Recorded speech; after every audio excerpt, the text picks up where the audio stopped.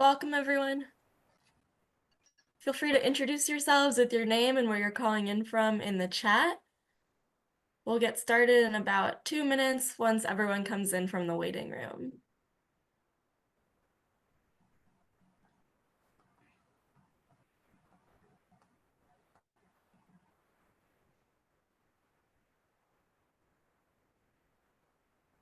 I'm seeing Jimmy from Colorado, Megan from Wisconsin. Hi, Megan.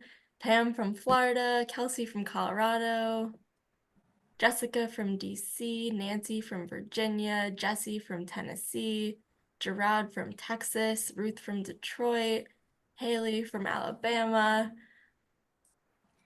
Oh, cool. Yeah, April and Vivian. Okay, now they're coming in too fast. Hi, everyone. Oh, Welcome. they're in from all over. Fantastic. Yeah, we've got a good coast to coast crew here. Oh, good. I'm still seeing a big inflow of people from the waiting room, so we'll wait another minute or so before we get started.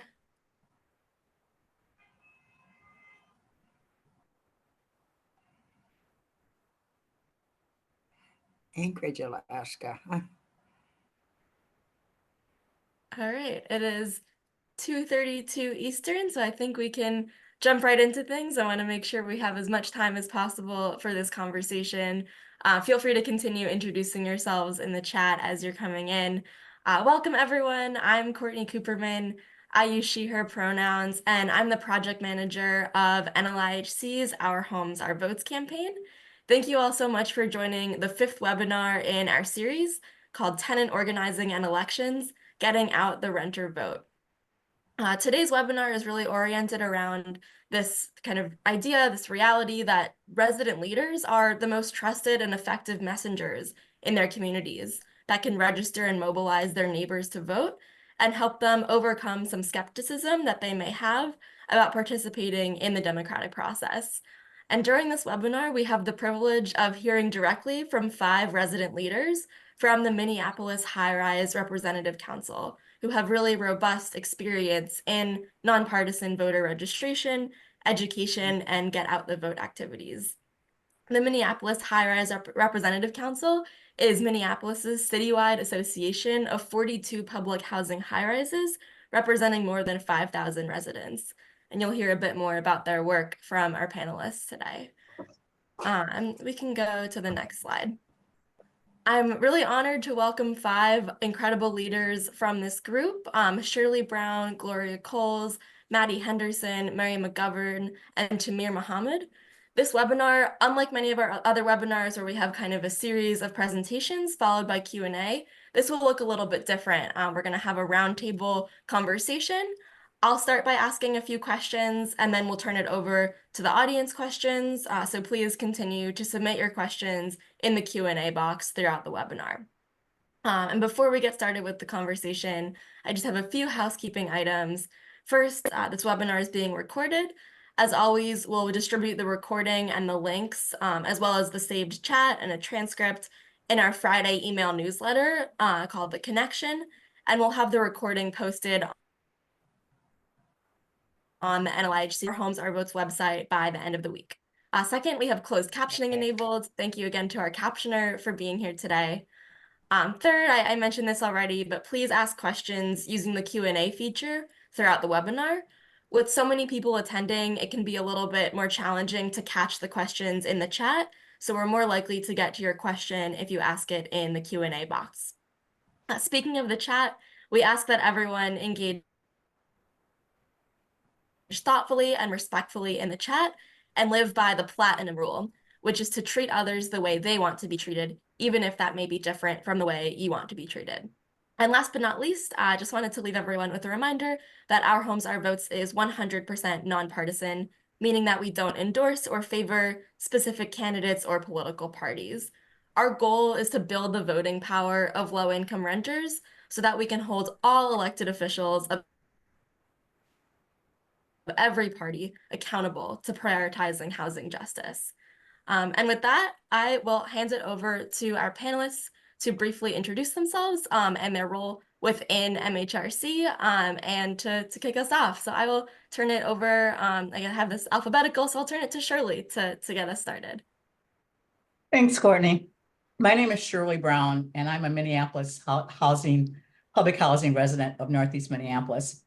I serve on the executive committee of the Minneapolis High-Rise Representative Council, the citywide high-rise public housing tenant organization.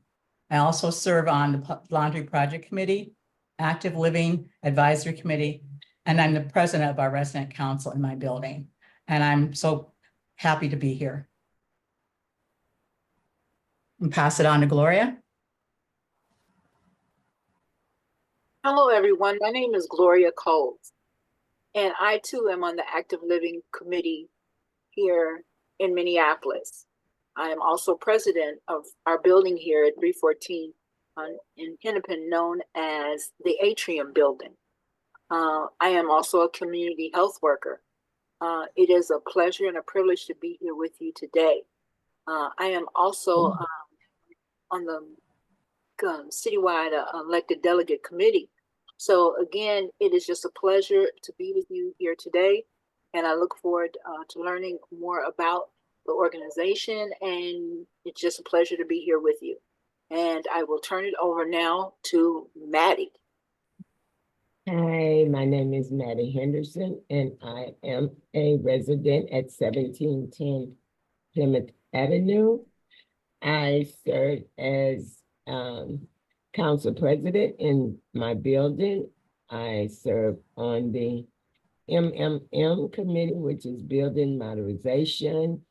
I am a member of the council, resident council, and I serve as an executive board member and a board member. And it's an honor to be part of this today. I'm sorry I missed the first one, but I plan to be on cue now. I've been going through a lot, but I'm here today. And I will pass it to Mary, sorry. Oh, hello, everybody. I'm Mary McGovern. I'm president of the Minneapolis High-Rise Representative Council. I'm also on the RAB committee, which is the Resident Advisory Board Committee, that we do policy and procedures. We go through the approval with Minneapolis Public Housing. We advocate for 42 high-rises in Minneapolis, over 5,000 residents, and they are all informed completely the procedures of voting and how to get the residents to vote and everything. We've been doing this for years, so it's almost like clockwork with us. So thank you for having me in this meeting. Thanks, Mary, and we'll pass it to Tamir. Tamir, where are you? Tamir. Tamir, do you want to give a bit? You hear me now? Oh, I'm Yeah. moving. Yes. I'm sorry. So my name is Tamir Mahmoud. Thank you for you having me today. I'm very excited to join this meeting. My name is Tamir Mahmoud again. I'm Vice President for Minneapolis High-Rise Representative Council. I'm president of my building, and I'm also working as executive committee. You see, the high-rise, as Mary, what she said, we have controlling 42 high-rise in the city. And every year we are educate them how to vote. Vote is very important to us. That's why we are here. We wanted to learn how can we organize and vote, and people there, they go outside and vote for this important because it depends of affordable housing, health issue, and security issue, all that through our neighborhood. So thank you again very much. I wanted to learn something about you guys. That's why I'm here. Thank you. Thank you so much, everyone. Just a lot of experience and leadership on this panel today. So we're here to talk about Our Homes, Our Votes, to talk about nonpartisan voter engagement. And I'm curious what sorts of nonpartisan voter engagement activities you've done in your communities in past years. And what are you planning to do this year? What are the steps for planning these activities and ensuring that they're successful? And whoever would like to start can go first. Oh, I can start. So in past years, I've served as election judge at my neighborhood polling place. I've also shared voting information, registered residents to vote, and assisted residents in applying for absentee ballots in my building and in several other buildings in the neighborhood. This year, I plan on doing some of the same things, same activities. I will be registering residents in my building and nearby high rises if there's a need. Steps for planning these activities would be posting dates and times that would be setting up a table to assist residents in my building and in the other buildings. Also posting information, explaining what information is required of residents to have with them when applying. Excuse me, when applying. In my building, I would serve light refreshments and like coffee and cookies and hand out I will vote stickers. In other buildings, I would reach out to the property manager or tenant leader of that building and ask for their assistance or advice in planning these activities so they are successful. I'll pass it on. This is Maddie. Wow, Shirley sounds like myself. Everything she said is what I do as well. And in my building at 1710, we have a lot of new residents. So I have a big plan to do a 2 or 3 day registration. I know I'm going to have a lot of feedback, but this is what I do. And I think I do very well at it. I also am an election judge for the last 6 years. And I have a lot of voice to the people to encourage them to vote. This is what I do.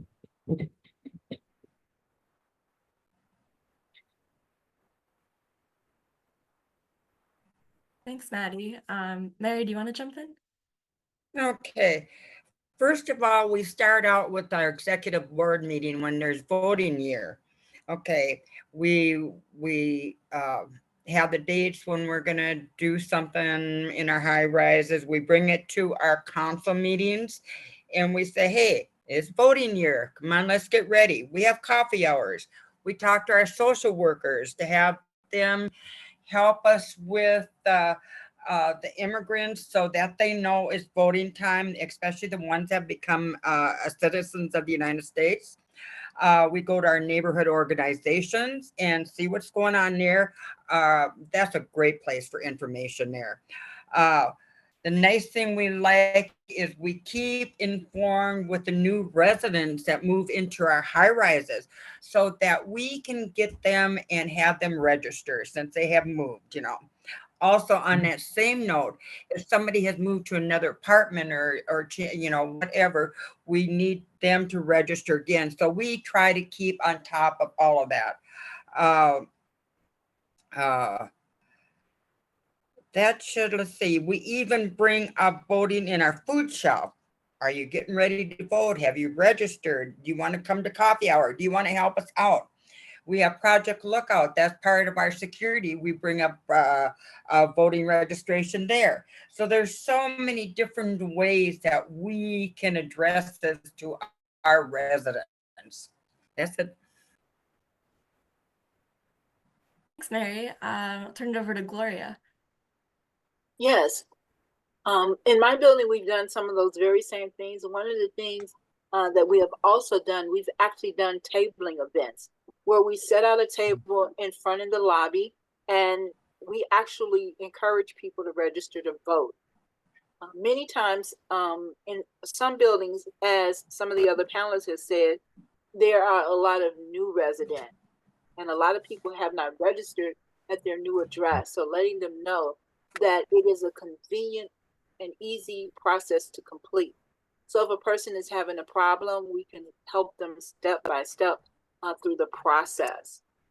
Another thing that we have done also too, we have also actually helped people with voting because it's very important in regard to helping people. We're in a very unique situation in my building. We are actually across the street from our polling place. So even letting people know even if they have not had an opportunity to register the vote, even on the day of election. Right. One of the things that we will do, we will go and we will walk with the person over to the polling place so they can be able to cast their vote. And so that's some of the things that we have done. Some of the things that we have done to try to make sure that this is successful is to plan events beforehand, to let people know that we're going to have the registration, to let people know that this is not a process that, you know, that they have to worry about. You don't have to go someplace. The fact that you live here, we try to make it as easy and seamless as possible for them. So that helps them tremendously. And that's it from me. Good. Thanks, Gloria. Tamir, do you want to chime in? Yeah, thank you. Again, I'm just doing what they say, Mary and Shirley and Gloria. There's something that we are advocating and doing. In our building, for example, I was working as an election judge from 2012 up to 2020. Before that, we are not doing nothing, but I'm working as an election judge, and we are advocating or organizing residents since they are seniors to make a registration vote and to tell them those who, as Mary what she said, those who new moving in the building, we communicate with social worker in order to know if they are a citizenship, and then we tell them that we have a coffee Saturday, Sunday, and gathering in the community room, and we organize a lot of people, and that's what we are doing, and that's what we wanted to do this year until November election. So the main thing was we reach the people and tell them to vote. That's our main point. Because voting as a council, we are very important. Because we can legally vote so that we have to tell them people whether they can join the resident council, join for the voting registration, and everything is very important for us. Thank you. Thank you. Yeah, I'm hearing from everyone that emphasis on getting new residents registered, because a lot of people might not know that they need to update their voter registration, or moving can be really, really busy and stressful, and it might not be something that's on their mind. So having your neighbors remind you that it's time to register to vote and making that really accessible can be so key to overcoming that obstacle. So really appreciate you all raising that point and sharing about all the great work you're doing. We talked about, there's these logistical obstacles, but sometimes there's also reasons why people are skeptical or hesitant to register and vote. And many residents of public and subsidized housing are doubtful that voting will make a difference in their communities because they've seen politicians fail to keep their promises year after year. What would you say to a neighbor that is skeptical of participating in the political process? And how do you plan to build enthusiasm about voting this year? So I'll go ahead, Maddie. That question is so interesting to me because what I tell people is do a little literature, do a little research. I mean, we get a lot of mail on who's read it. And for the best part, we have to go on our own instinct. We don't know. And as a matter of fact, I have experienced the downfall of some of that, but then I have to live with it and let it go. But you have to be active in this. You have to do something. Doing nothing is not okay. Nobody knows. And that's something I think that an individual have to live with within themselves. And I think sometimes they get in, they think they can do, but there's a whole lot of red tape getting into it. So you can't, some of them may not be able to do what they thought. There's other people that you have to go through. They're not only, the panels by themselves. They have a whole lot of people to go through before Right. it happens. So we have got to open our hearts and go with the flow, win or lose. And I'll pass it on. And I was gonna say, for my end, I would say to them that voting is your right. And, you know, some of our ancestors died for the right to vote. By voting and choosing candidates that's aligned with your values and have your best interests at heart, you're choosing people that will make good decisions that will affect your community, state, and nation. Voting enables you to take an active role in deciding issues regarding social security, healthcare, voting rights, your neighborhood safety, and so much more. I would give them examples of good things that are happening right now in our building as an example, and in our neighborhood, for example, two female senators and a congresswoman from our state advocated and got funding to install non-existent sprinkler systems in our buildings, in high-rise buildings, several other buildings in the neighborhood also. And we are actually in the middle of this work right now. In fact, I just finished my apartment last Friday. So, and also the mayor and city council we elected this past year approved $5 million per year to improve the much needed infrastructure in our public housing buildings. And so I just think that, you know, giving them examples of something that's happening right now within, you know, that they can see and they can realize will make a difference. I'll pass it on. This is Mary. We're in low income housing. So I tell everybody that is leery about voting, I said, number one is you vote to have housing. You vote to have a roof over your head. Okay. You vote for accountability for the people that you're trying to vote for. You vote to have medical, Medicare. You vote to have sidewalks fixed. You vote to have buses running on time. You vote to have the snow shoveled, since we're up in Minnesota here, you know, so you can catch a bus. So there is so many things that is on the list to vote for. So we try our best to get people out there and have a big smile on your face when you say, go out and vote. Right. Thanks, Mary. I'll go next. Okay. One of the things that I stress, like many of the panelists have stressed previously, is housing. Because number one, we live in public housing, and public housing is funded through various governments, be it the federal, state, and local governments. And all of our elected officials are just that, elected officials.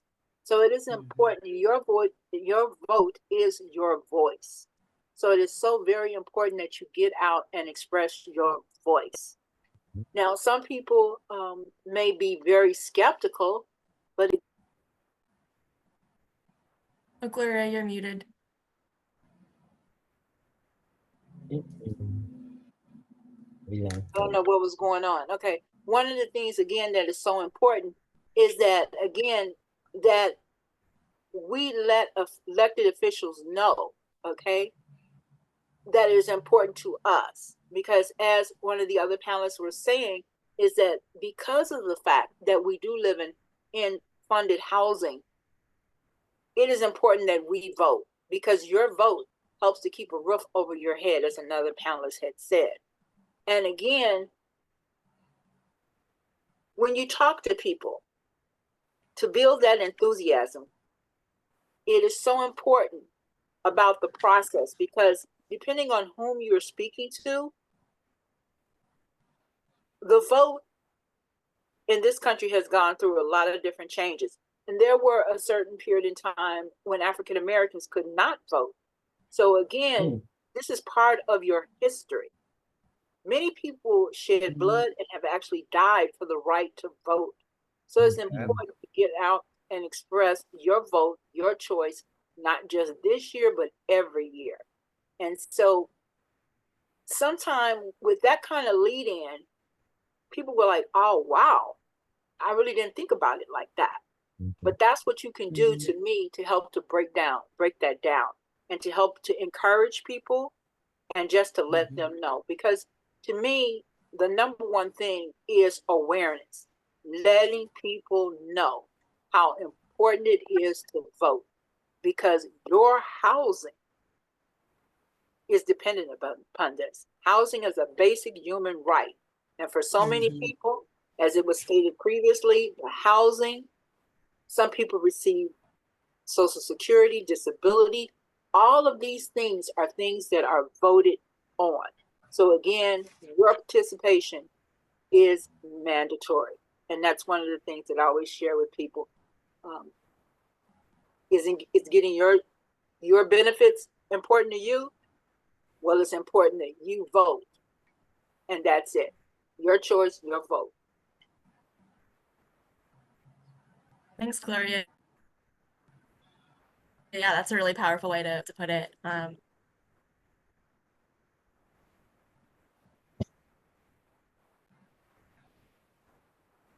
on, Tamir. Samira, do you want to chime in on this Yeah. one? Okay, great. Yeah, I don't know what can I say because Mary, all of them, they said what we are doing. But I will add one thing about, like Glory, what she said. First of all, you have to meet people in person to explain why they are voting, because they have to know. People, they confused. In my experience, when I was volunteering to know the people, they asked me why did I vote, and they wanted to explain why you vote, because for housing issue, for security issue, for health issue, all that things, if you explain them, then they can vote. Other people, there is a language barrier, which is they don't know how to fill out the forms. We have experienced a lot of problem, and Mary, she knows we have been advocating people to go to vote, because some people, they are doing an exceptional because they don't know language barrier or something like that. So we have to explain them. And the only thing is that you can explain, you have to get the time to sit down with them. And that's why we are creating a lot of Saturday, Sunday coffee time or tea time or cookies time like that, sit down together and explain them.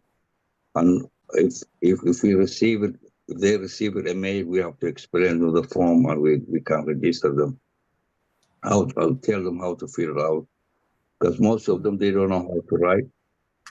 And we have seen a lot of forms that translated from one language. Thanks for saying they make a translation, which is very simple to fill out, to understand how they are reading.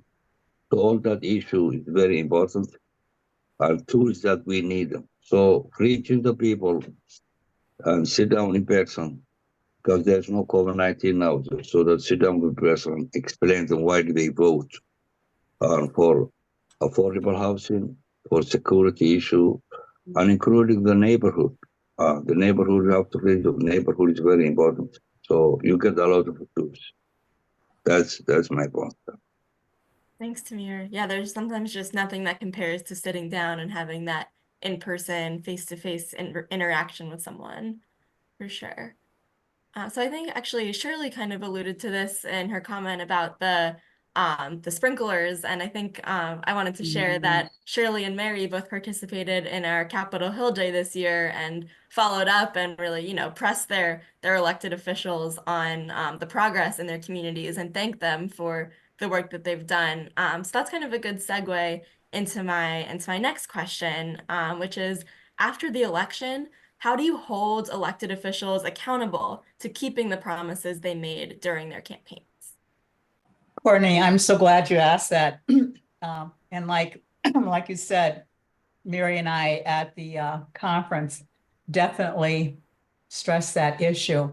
I think after election, first of all, attending public meetings that your elected officials will be speaking at and ask questions, remind them promises made while running for office. And Also remind them that you and others voted for them because of the statements and promises they made. I would invite them to our resident council meetings so they can share with residents firsthand, their goals and aims for making our lives better and improving our quality of life. That's what I have to say about that. So I'll pass it on. This is Mary. What I have to say about it is it's our responsibility to say what we need before they were elected, after they get elected, what they need, what we need, what we don't need. I am so proud of the residents in Minneapolis in the 42 high rises. They have such strong voices. They don't mince with anybody. If there's something going wrong with an elected official or somebody got elected, they are right up there and they are saying, hey, you said this, you're going to do this for us and you're not doing it. What's going on with this? This is why I am so proud of our residents in Minneapolis. And I bow myself towards all of you guys. I am so proud of you. This is Mary. I totally agree. We have to take the bitter with the sweet. But as far as myself, I'm not a very quiet person. When you told me that you're going to do something and you did not do that, you're going to hear from Maddie, like it or not. So we just have to push, keep going, don't give up. And I'll pass it on. That's good. Yeah, Mary. Go ahead, Tamir. This is the only thing that we did as MHRC advocating. We did a lot of things, advocating for fixing elevators in our building, advocating fixing a lot of things. And Mary and Sherry and Mary, they are champion. And they know how to advocate on, and I appreciate. And that's who we are, as MHRC. Thank you. Thank you. This is Gloria. One of the things that I would like to say is that it's important that you contact your elected officials after they have been elected. So many times we don't reach out. So, thanking them, and thanking them for the work that they are doing, and also letting them know that if they are not doing the work that they promised to do, to hold them accountable for that. Because what happens so many times is that people say what they think you want to hear, and they really have no intention of doing it. Okay. And so that's when accountability comes into play. Because really, you want candidates who are accountable, and you want candidates who are ethical, because you just don't want to be saying something just because you're at this audience, because you've seen in the news many candidates, they flip-flop. When they're with this audience, they say this. When they're with this audience, they say that. And so it's about an accountability issue. And if you have a candidate that is doing something of that caliber, that candidate is letting you know. Because how can you flip-flop? Which side are you really true to? Are you going to? Are you not going to be accountable? And so sometimes it's a matter of paying attention and listening to your candidate and making an informed choice. Because so many times people don't do their research. People don't reach out to their elected official. Call them, email them. If you can, text them. To let them know your needs and concerns. Show up at community meetings. Show up at town hall meetings. It is so important that you be seen and your voice heard, because so many times when these types of events occur, when nobody's showing up, it says you really don't care. And so the elected official feel the same way. Well, if it's not important to you, it's no longer important to me.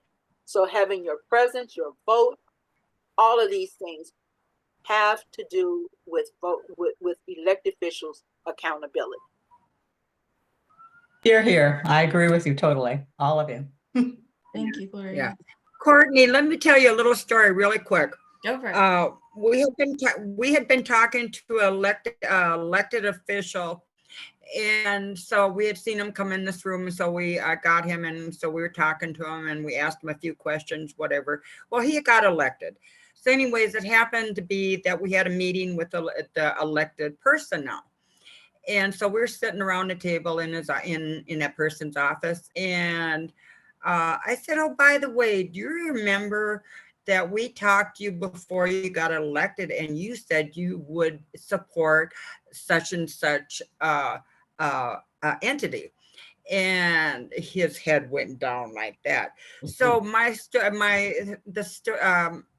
thing is, don't be afraid to confront an official, elected official, or official that gets elected.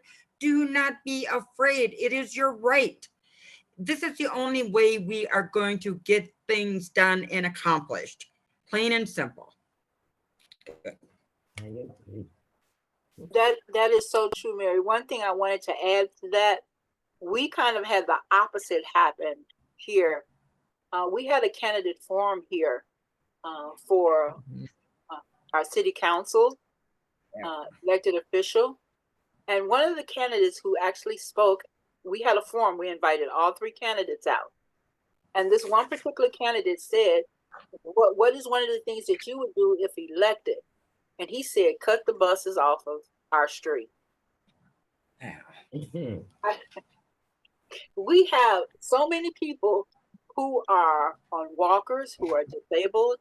And he was saying, cutting the buses off of Hennepin and cutting the buses off of possibly Nicollet.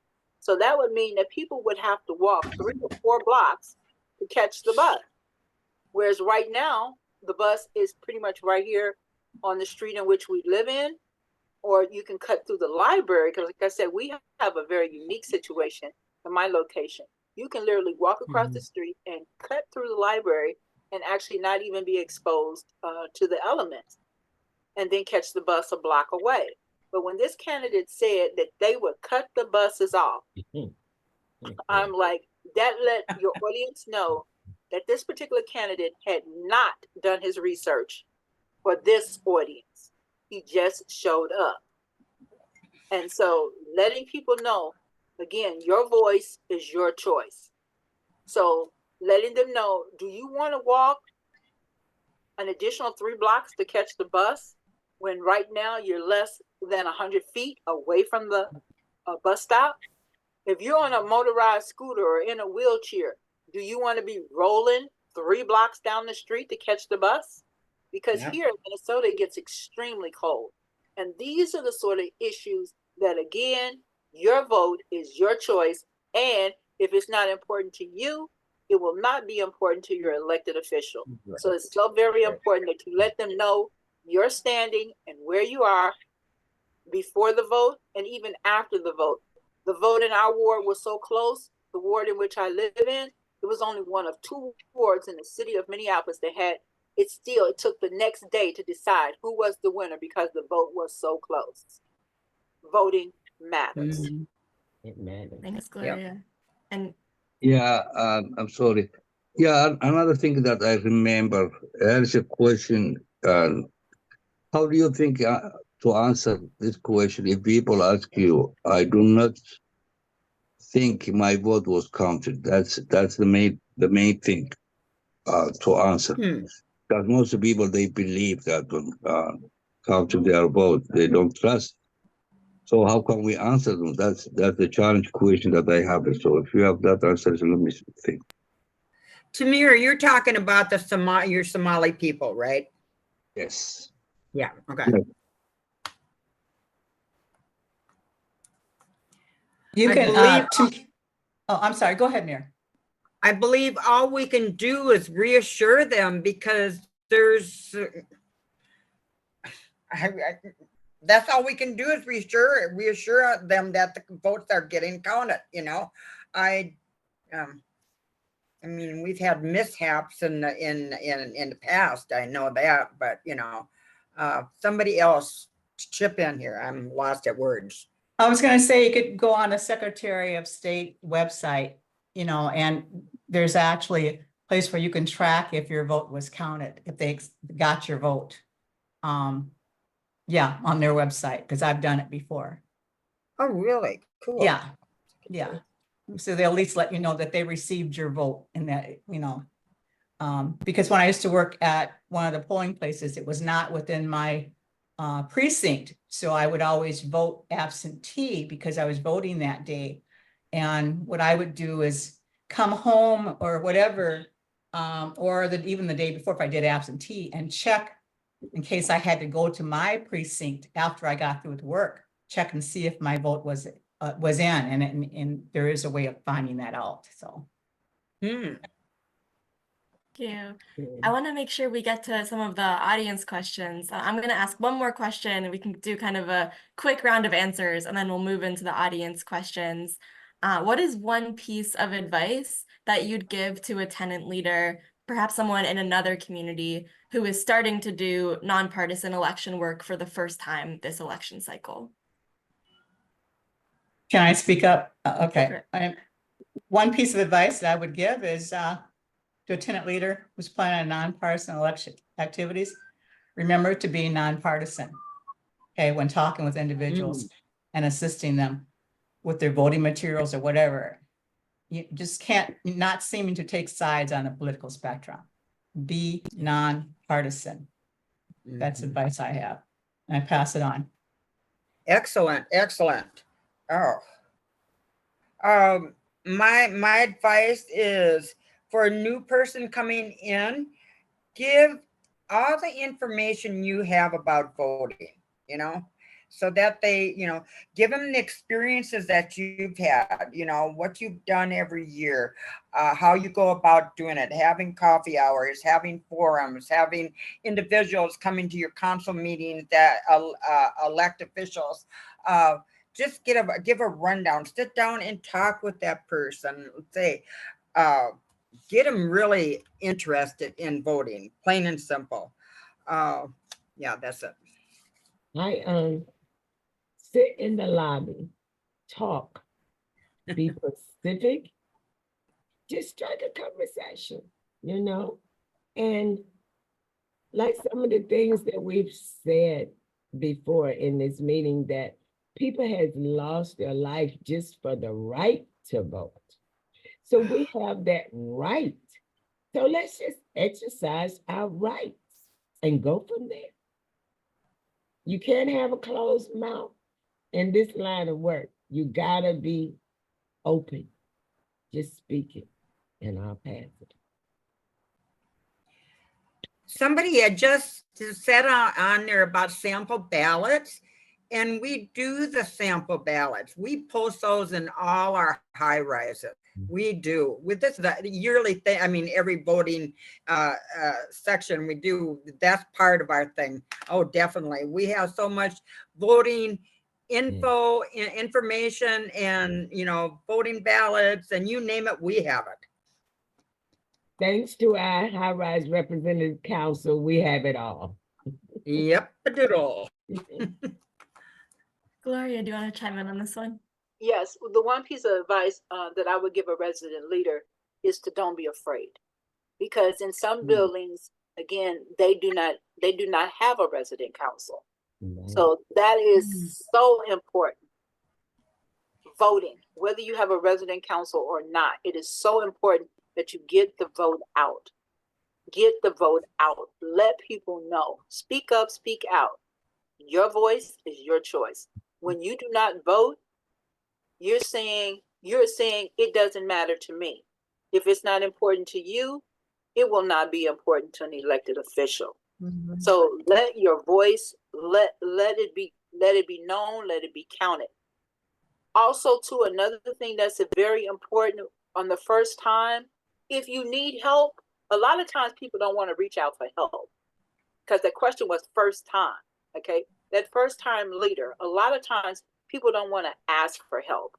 So again, ask for help. That's why the reason why we have here, we have our MHRC, Minneapolis High Rise Representative Council, to assist you, to help you with the materials that you may need, to help you organize around events. Like some people stated earlier about resident council, stated earlier about food shelf, just stated about any activities that you may have in the building that can draw people out to help them to make sure, because it is your right and it is your choice. And I'll pass Gloria, it Gloria, I think you brought this up the other day, and I'm surprised you didn't mention this. When people go to voting, to vote, if they don't have an ID, okay, and you, yeah, I'm sure you brought this up. And so we need to step in there. I will vouch for you that you are a person that lives here. I will be there for you to vote, plain and simple. So that's another way of extending yourself to help people vote. Okay. And that may not be a first time voter, or that may not be the first time, but what makes, well, Minnesota is a unique state. That is so very important, because the question was directed at tenant leaders. Okay, the tenant leaders, it's so important that you lead by example. And so, as Mary just stated, and here in Minnesota, we have a system where you can vouch for someone else. Okay. But the thing of it is, some people, if you have not even registered to vote here in Minnesota, if you go to your polling place and someone will vouch for you, that doesn't happen in every state. So that's the reason why you have to really understand what's happening in your state and what the procedures are. That's great advice. Be informed. Tamir, do you want to chime in on this question about one piece of advice? No, thank you. Thanks. Yeah, I feel like everyone said it all. Okay. All right, we're gonna dive into the audience questions. We have a lot of great ones here. Renee asked, "What is an election judge?" Great question. Maddie, do you want to take this one? An election judge is someone who will register people in. We have tables where first of all, we have a greeter who will find if you are in the right polling place. Then you will go in and they would give you a number and you register. If you're in the right polling place, you go around, get your ballots, and then you would just go and vote. Sometimes they have a folder. Some people are so private, they give you a folder for your vote. Then you come around, and I'm always at the slide where the ballot goes in, and then it'll kick it out if it's not filled out okay. Then we switch up. And we would, give the ballot. Some people would just give the ballot. Some people register people. It's an interesting process we have here in Minnesota. Thanks, Maddie. Viviana asked a great question. Do you actively recruit and train bilingual tenants to help encourage voter turnout? What have you done to secure this?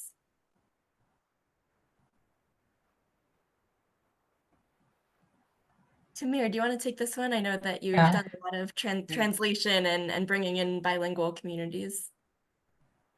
Yeah, thank you. Yeah, this is very important because when I was election judge, a lot of non-immigrant people, non-Somali speaking English, non-English people, they came and we explained them because it's a senior, they are seniors, and that's how they train me.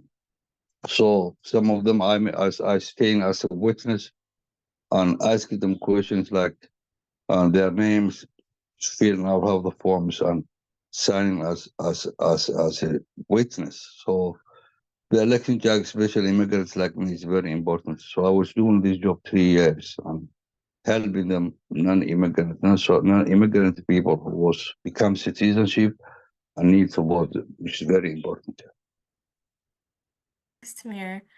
Chris asked a question, is the vote tracker a nationwide service or is it county-based? I can answer that real quick. I know every state has a bit of a different system for tracking whether the ballots have been counted. So looking at your Secretary of State's website is usually the best way to figure out what that process looks like, and tracking that within your state.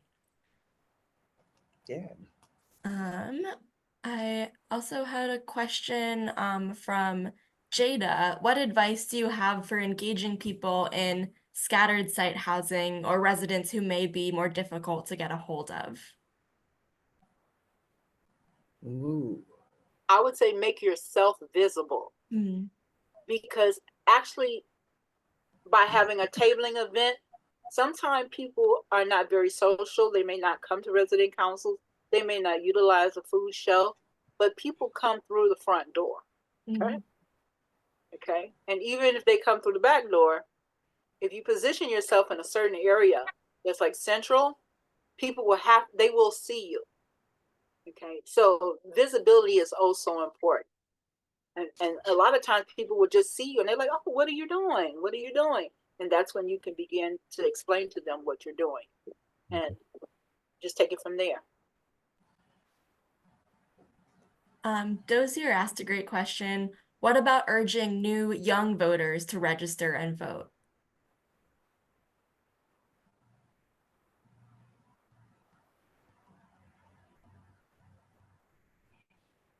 You know, in most of the high rises, Courtney, there's not young people. So that's sort of a hard one for us, but I would answer the same thing like I do with any other kind of voter, is engage with them, you know, tell them, you know, explain to them about voting and everything, you know. So we do the same thing with young people that we would do with our own residents. So. Great. And I'll just say Kathy had a really good comment in the Q&A about the League of Women Voters that will have volunteers that do tabling, maybe in high school cafeterias and other places like that. I think that's kind of the same principle of meeting people where they are, whether that's a resident in a high rise or a student in their high school. Great point. What other questions do we have? Another question from Viviana. Do you partner with other organizations in the community to do outreach? Agencies like Catholic Charities are an example.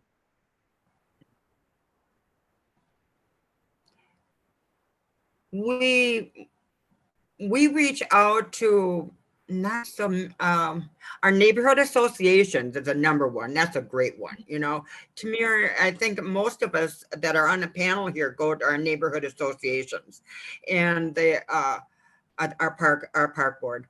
And we go over there. That's where they have the votings, whatever. We have meetings once a month or whatever. We get a lot of info from that. Also, another entity would be our social workers within our high rises that help us with other residents, immigrants. They're really good at that, and telling them, hey, this is the time to vote and whatever. And if they have questions, you know, the social worker will sit down and talk with them and, you know, explain what voting is about and whatever, you know. So I'm trying to think.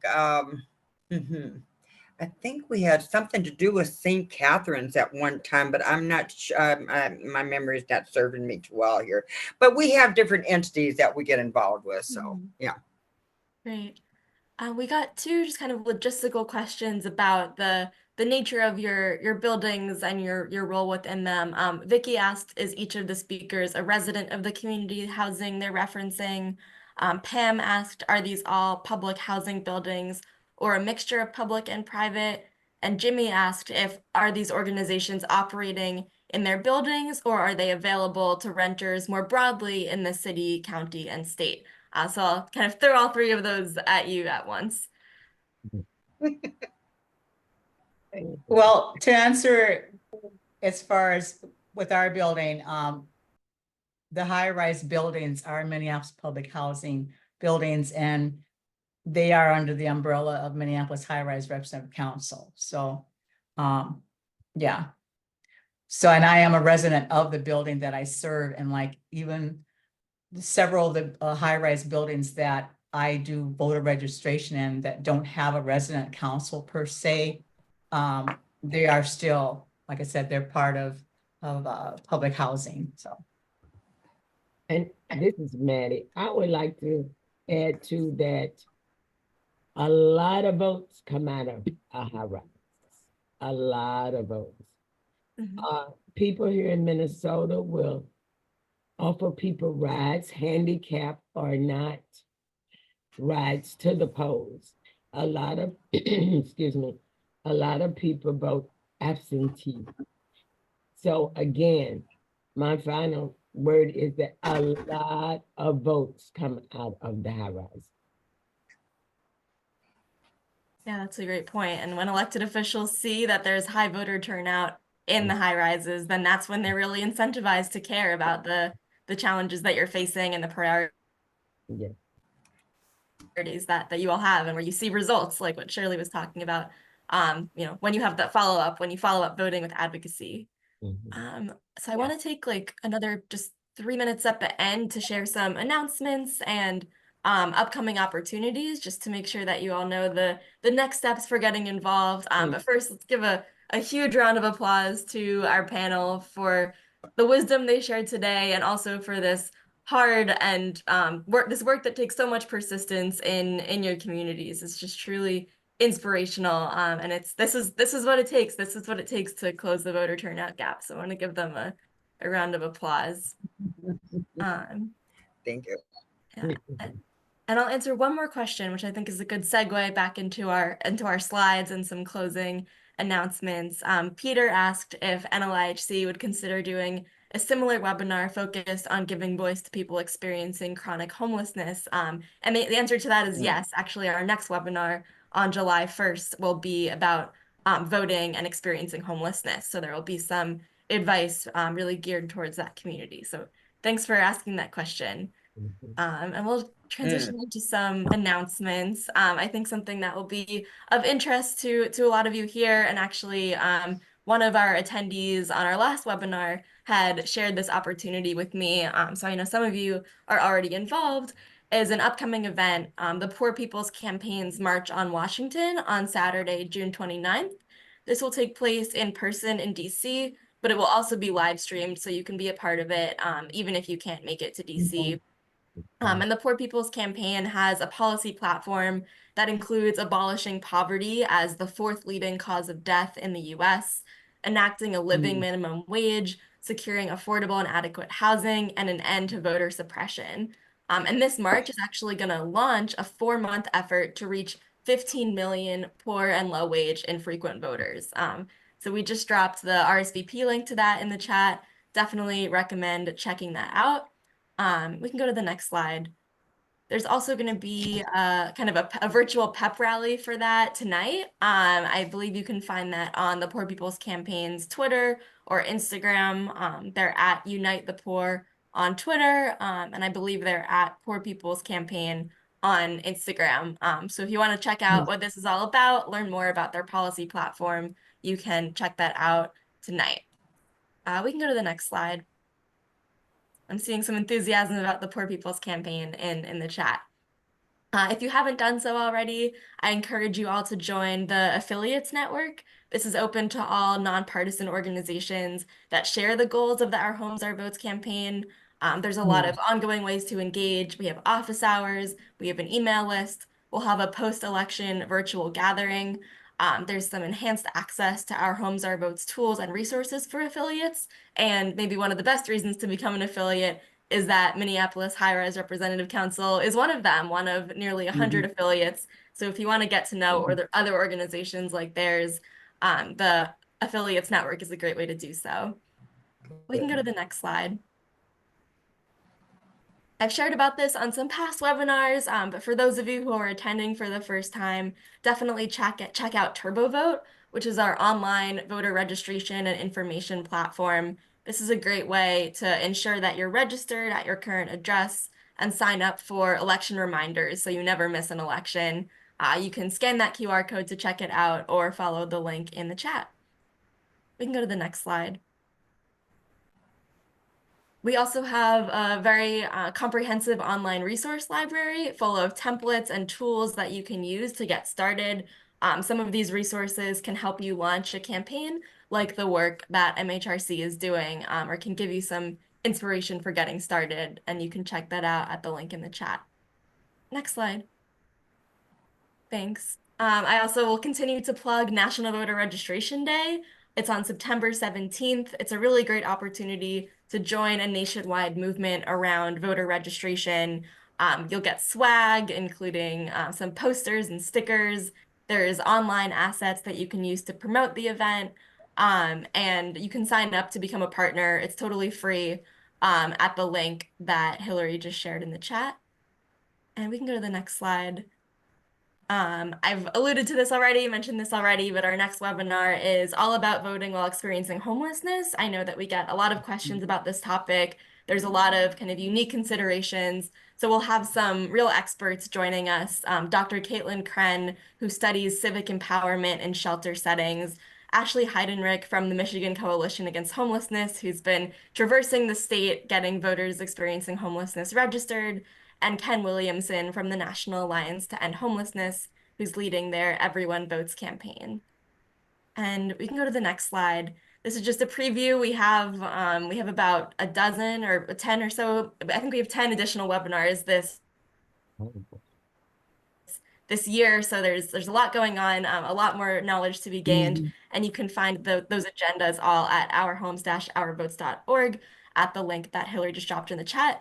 We also archive the webinar recordings there. So if you missed a webinar or you want to find the links to a webinar that you attended, if you go onto that page, you can click to a little recap from each of the past webinars. Next slide. I think that might bring us to the end. So again, thank you. Huge thank you to all of our panelists. Thank you all for being here and asking such thoughtful questions. And we hope to see you at the next webinar. Thank you. Thanks, So much. everyone. Thanks, Courtney. Thank you. Thank you. Bye. Thanks, everyone. Courtney, good one. You made it a good one, Mary. I don't know what to say besides that. All of you have a good week. You too. Good to see everyone. Bye. Good job, everyone. Thanks, Barb.